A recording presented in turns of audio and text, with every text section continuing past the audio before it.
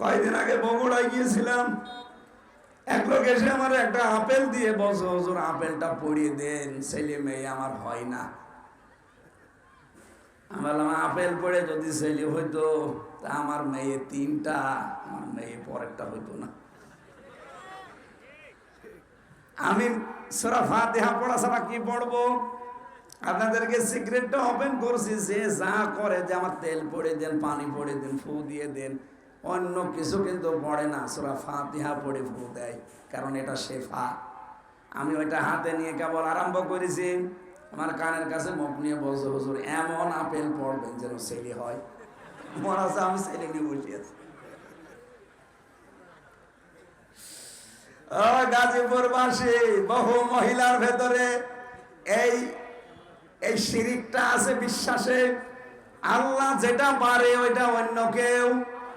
সুতরাং কোন দরবারে, কোন বাবা, কোন মাজারে, কোন জেতা পীর, কোন মরা পীরের কাছে যাওয়া যাবে না। আমাদের যিনি জাতির পিতা, এই বানানোটা না, আসলটা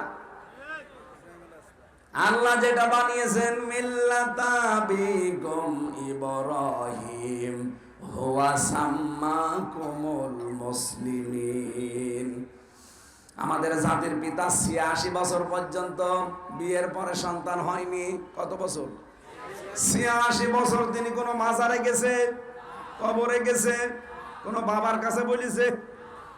তিনি প্রতিদিন এই ৮৬ বছরে আল্লাহকে বলতেন, রব্বি হাবলি মিনাস সলিহিন, হে আল্লাহ আমাকে একটা নেককার সন্তান দান করো। রব্বুল আলামিন দোয়াটা কবুল করেছিলেন, কিন্তু একদিন, ২ দিন, ৫ দিন পরে না, কত বছর? আপনি চিন্তা করতে পারেন, আল্লাহর খলিল বলা হয় তাকে। খলিল মানে আল্লাহর জন্য যিনি সবকিছু পারেন, আরবিতে তার নাম খলিল।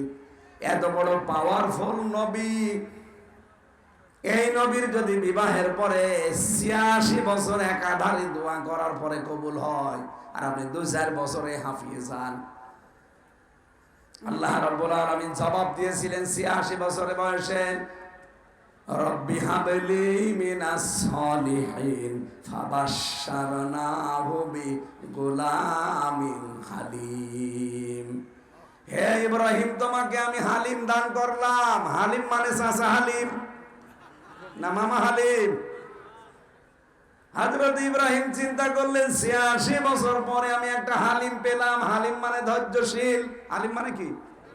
কেমন ধৈর্যশীল সন্তান আমাকে আল্লাহ দিয়েছে, আমার দোয়াটা আসলে কবুল হয়েছে কেমন আমি দেখবো।